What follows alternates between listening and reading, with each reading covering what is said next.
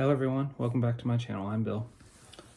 This video we are in the Starfinder book, the core rule book.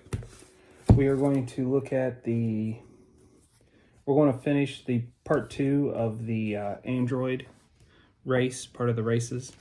The part 2 is going to be the fluff. So let me find the page the Android's on, 42.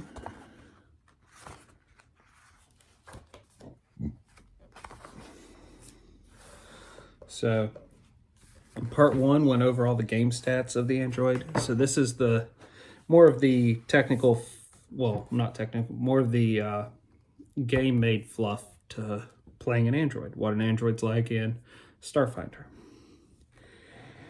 So it starts with physical description.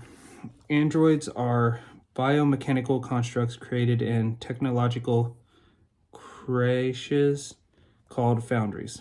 While the first androids are believed to have been mostly biological, difficult to distinguish from the humans they live among, modern designs are more varied and may favor metal skeletons and processors that support synthetic organs and living flesh. Nearly all androids feature a humanoid body shape and tattoo-like circuits that glow through their skin when operating at full power. But beyond this commonality, variations in physical appearance reflect an android's design, role, and personality.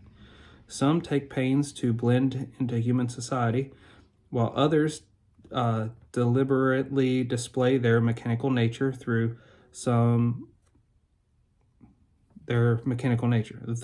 some androids are constructed or customize themselves to look like other races. Such models are relatively rare due to their biological components. Androids need to eat and sleep, but as construct beings, they do not reproduce in human fashion and have no biological need for gender. Some identify strongly as male or female, while others shift fluidly or ignore it altogether. And still others actively reject it on a philosophical ground as a relic of their former slavery. Though android bodies are assembled using tiny machines called nanites, their complex nervous system attract and integrate souls in the same way organic creatures do. Most androids are fully grown at the time of their birth and can technically live forever through constant repair. Though most androids voluntarily release their bodies after a century or so to allow new souls to inhabit them, a process called renewal that's viewed more as procreation than suicide. Homeworld. Android technology in the Pact Worlds is generally believed to have developed on Golorian in the time before the Gap. Though there are strong indications that the first androids were here, there were actually travelers from a distant star system. In the modern era, various corporations through the Pact World systems unraveled the secret to android creation and began mass producing androids as cheap skill labor perfect for hazardous work. This practice lasted until about 150 years ago, when the Thist Rebellion and subsequent android revolts across the system combined with the now legendary speech known as the Automation's polemic by android revolutionary Surfaeus 6 led government systems wide to officially recognize all androids as independent citizens. This ruling, however, has not completely stopped unscrupulous corporations in less regulated parts of the system from crafting illegal android slaves or forcing newborn androids to work off the expense of their creation. Though androids can be found anywhere in the Pact Worlds, many gravitate towards Cosmopolitan Absalom Station, the machine cities of Abalon, and the freedom of the diaspora,